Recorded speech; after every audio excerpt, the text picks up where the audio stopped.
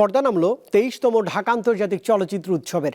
রবিবার জাতীয় জাদুঘরের সমাপনী অনুষ্ঠানে বিজয়ীদের হাতে পুরস্কার তুলে দেন সংস্কৃতি বিষয়ক উপদেষ্টা মোস্তফা সরোয়ার ফারুকী। এবার বাংলাদেশ প্যানোরামা বিভাগে best full length film award পেয়েছে শঙ্খ দাশগুপ্ত পরিচালিত প্রিয় মালতী।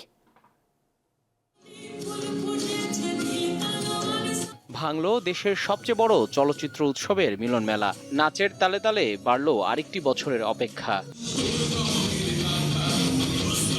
রাজধানীর জাতীয় জাদুঘরে সমাপনী অনুষ্ঠান শুরু হয় সাংস্কৃতিক আয়োজনের মধ্য দিয়ে।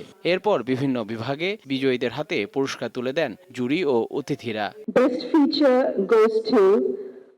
এবার স্পেশাল অডিয়েন্স অ্যাওয়ার্ড পেয়েছে ফিলিপাইন্সের cinema the guardians of honour.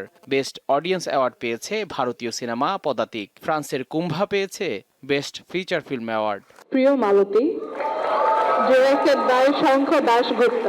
Bangladesh প্যানোরামায় ট্যালেন্ট সেকশনে শঙ্খ দাশগুপ্ত পরিচালিত প্রিয় মালতী সহ 3টি সিনেমা পুরস্কৃত হয়। পুরস্কার তুলে দেন সংস্কৃতি উপদেষ্টা মোস্তফা সরোয়ার ফারুকী। চলচ্চিত্র উৎসব আয়োজনে যথাযথ অবকাঠামো তৈরিতে উদ্যোগ নেওয়ার কথা জানান তিনি। আমাদের মধ্যে এই সাংস্কৃতিক ধারণাটা এখনো তৈরি হয়নি যে একটা ফিল্ম ফেস্টিভ্যাল একটা দেশের কালচারাল ডিপ্লোমেসির জন্য কতটা গুরুত্বপূর্ণ হয়ে উঠতে পারে। প্রপার ফিল্ম ফেস্টিভ্যাল অ্যারেঞ্জ করার জন্য কিছু ইনফ্রাস্ট্রাকচার কাজের সূচনাটা আমরা হয়তো করে যাব।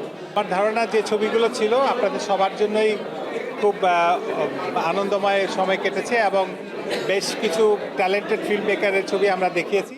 9 দিনব্যাপী এই উৎসবে এবার ঢাকার 5টি ভেন্যুতে 10টি বিভাগে 75 দেশের 203টি চলচ্চিত্র প্রদর্শিত হয়। জহিরুল মোহসান, দীপ্ত সংবাদ, ঢাকা।